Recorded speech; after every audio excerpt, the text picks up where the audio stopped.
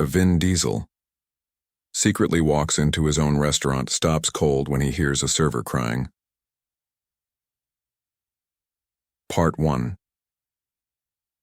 The rain fell softly outside Family Table, a cozy restaurant in a quiet part of London. Most people did not know that James Wilson, the famous actor known to fans as Vin Diesel, owned this place. He liked to keep it a secret. It was Tuesday evening when James walked through the back door of his restaurant. He wore simple clothes, a dark gray hoodie and black jeans. He pulled his hood low, not wanting anyone to know who he was. He just wanted to see how his business was doing without all the fuss that came with being famous. The restaurant was busy but not packed. Soft lights made the wooden tables glow warmly.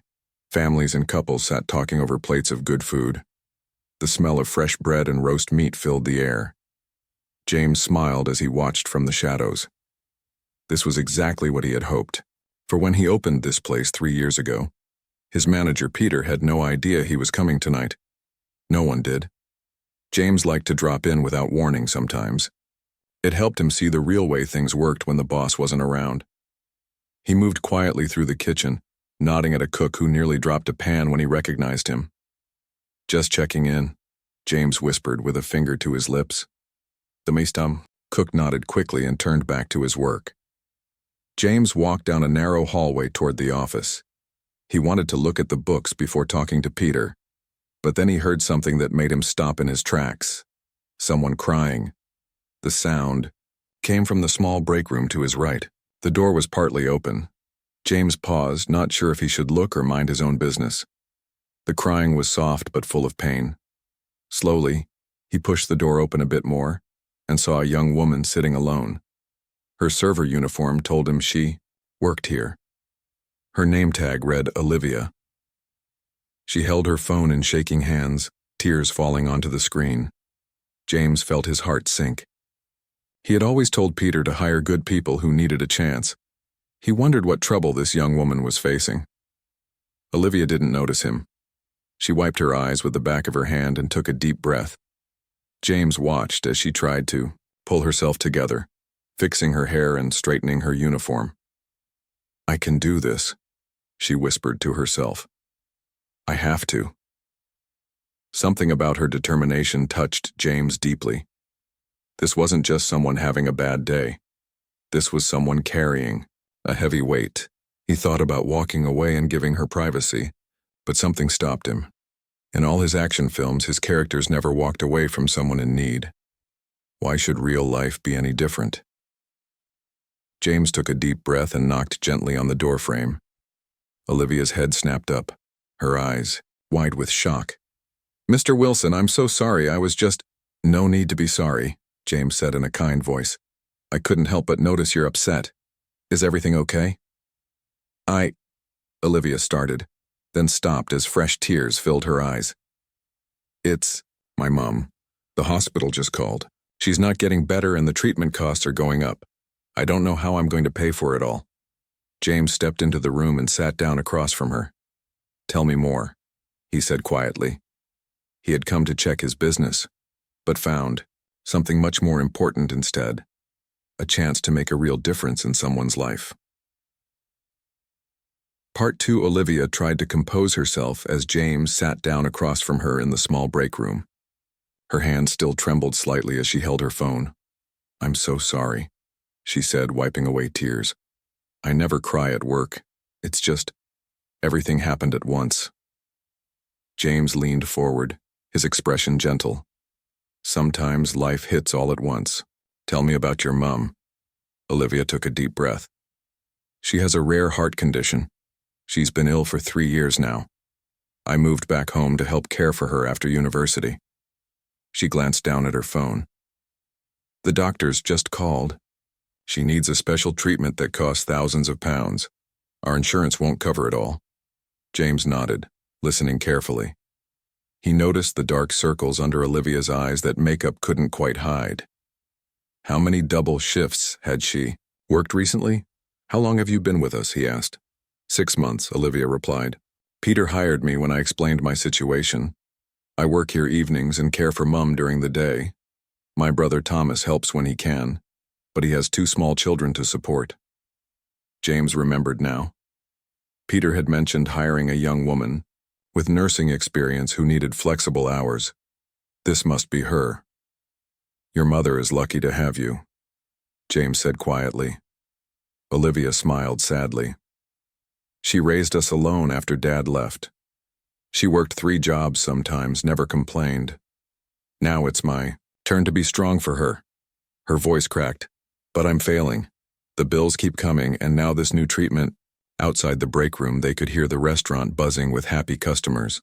The contrast between that joy and Olivia's quiet despair struck James deeply. "You know," James said, "I built this restaurant because I believe in second chances. Everyone here has a story." Olivia looked surprised. "Really?" James nodded. "See William at the bar? Former soldier, had trouble finding work when he came home. And Mary, our head chef? Single mom of 3 who needed flexible hours and proper pay." "I had no idea," Olivia said softly. "That's the point," James replied. "Everyone deserves dignity. No big announcements, just quiet support." He paused, thinking. "Would working more hours help with your mom's treatment?" "I've already asked Peter for extra shifts," Olivia admitted, "but there's only so much available." James studied her face. He could write a check right now and solve her immediate problem. But he sensed Olivia wasn't looking for charity. "What did you study at university?" he asked. The question seemed to surprise her. "Business management with healthcare administration.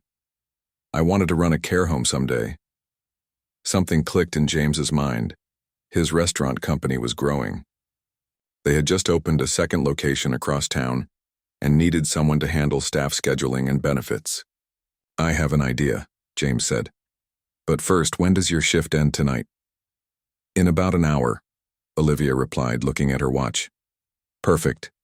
Wait for me after closing. I'd like to continue this conversation." James stood up. "And Olivia, your mom would be proud of you. Keeping going when things are hard, that's real strength." Olivia managed a small smile. "Thank you, Mr. Wilson." "James," he corrected gently. "Now take a few minutes to yourself, then head back out when you're ready." As James left the break room, his mind was already working on a plan. The restaurant had always been about more than making money. It was about creating a place where people looked after each other. Walking through the kitchen, he caught Peter's eye and motioned him over. It was time to make some changes.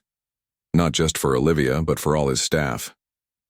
The success of his films had given him wealth, but this restaurant could give something more valuable, a chance to make real difference in real lives.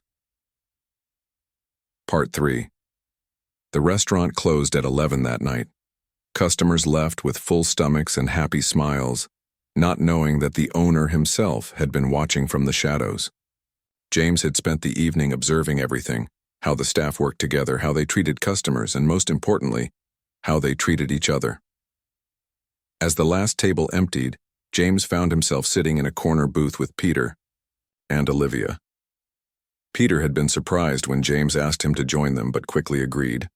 Now the 3 sat with cups of tea, the restaurant quiet, except for the distant sounds of Henry and William cleaning up in the kitchen. "I've been thinking," James began, looking at Olivia. "What would you say if I offered you a different position here?" Olivia looked confused. "Different position?" James nodded. "We're growing. The new location opens next month. I need someone to handle staff scheduling, benefits, and general welfare across both restaurants. Someone who understands healthcare and business." He paused. "Someone like you." Olivia's eyes widened. "But I've only been a server here, and I've watched you tonight," James replied. "You care about people, even with everything going on. With your mom, you made every customer feel special. That's not something I can teach." Peter smiled. "He's right, Olivia. The staff respect you too. When Tom needed time off for his daughter's school play, you covered his shift without being asked." Olivia looked down at her tea. "It's what anyone would do." "No," James said firmly. "It's not what anyone would do. It's what someone with a good heart does." He pulled out a folder he had prepared earlier and slid it across the table. This is the job description. The pay is double what you make now with flexible hours so you can still care for your mom. Olivia opened the folder with shaking hands.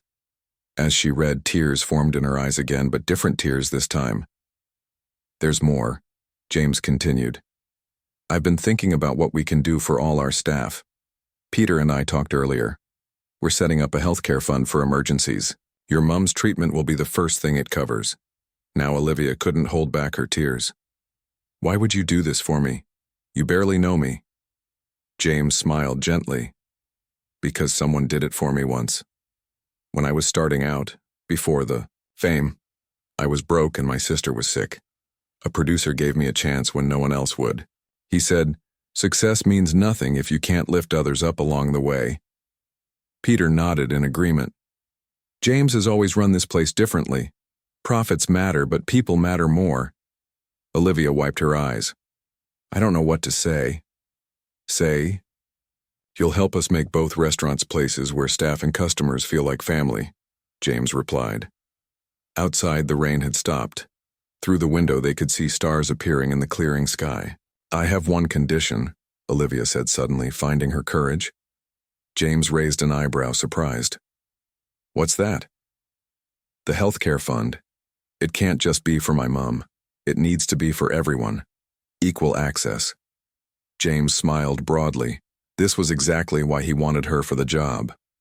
Deal, he said, extending his hand. As they shook on it, James felt something he rarely experienced anymore. The simple joy of doing good without cameras watching or fans applauding. This was real. This mattered. Part 4. 3 months passed. Quickly.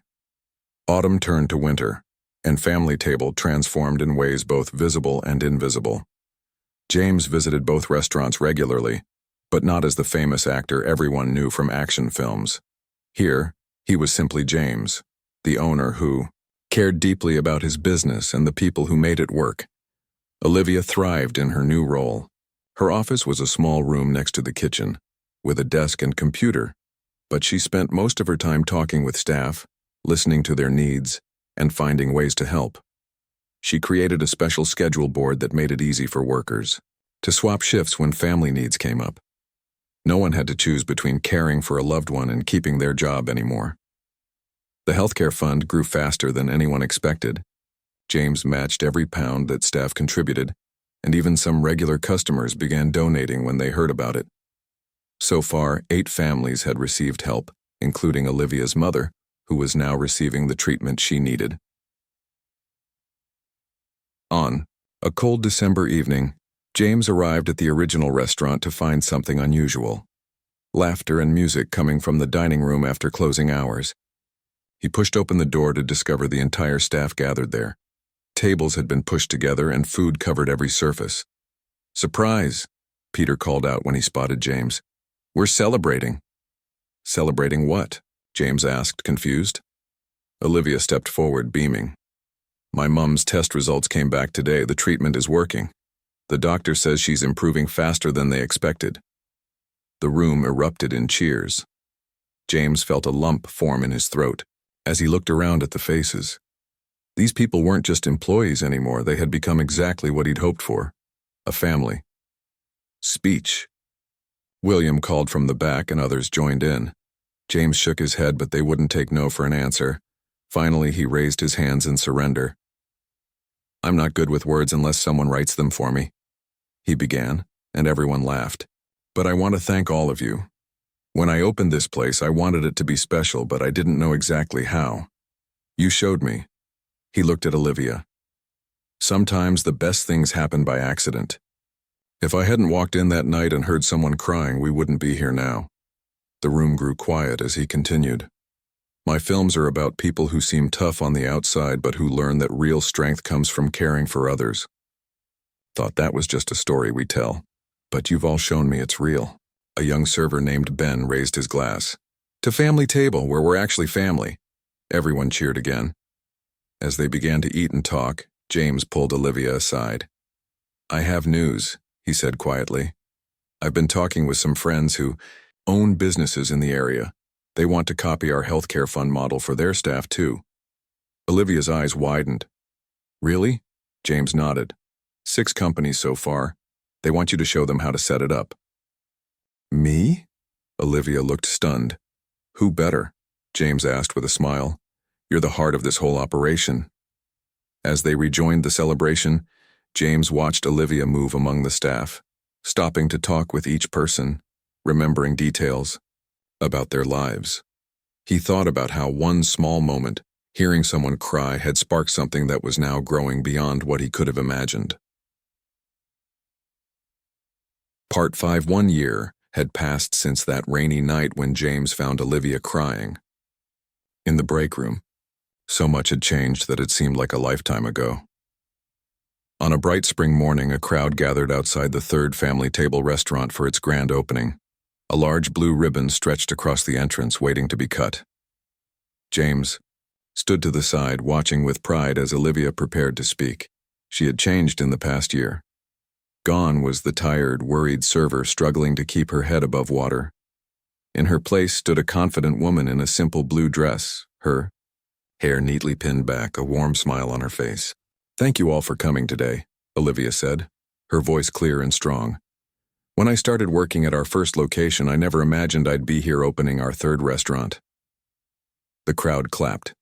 Among them were staff from all 3 restaurants, local business owners, and in the front row, an older woman in a wheelchair, Olivia's mother, looking healthy and happy.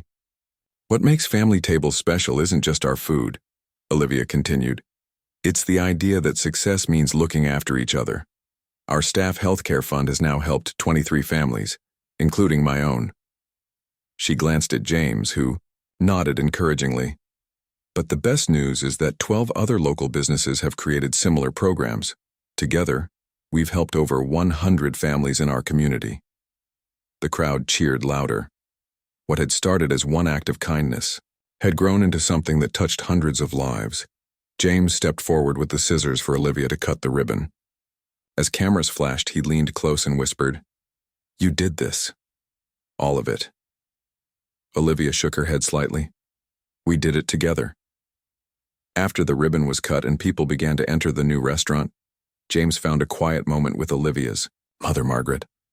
"I wanted to thank you," Margaret said, taking his hand. "Not just for my treatment, but for giving my daughter a chance to show what she can do." James smiled.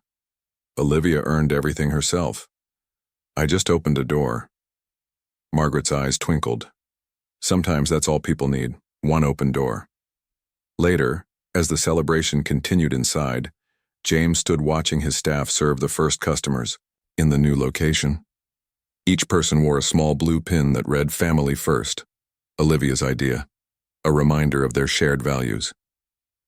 Peter joined him, carrying 2 cups of tea. "Quite a journey, eh? From 1 restaurant to 3, and that community center we're opening next month." James nodded. "All because I happened to walk in that night and hear someone crying." "I don't think it was an accident," Peter said thoughtfully. "Some things are meant to be." As the afternoon sun streamed through the windows, James thought about the path that had led him here. His fame had brought him wealth and recognition, but this simple restaurant and the community it had created brought him something more valuable, the knowledge that one person could spark real change. Across the room, Olivia laughed with a group of new servers she was training. Her mother watched proudly from nearby.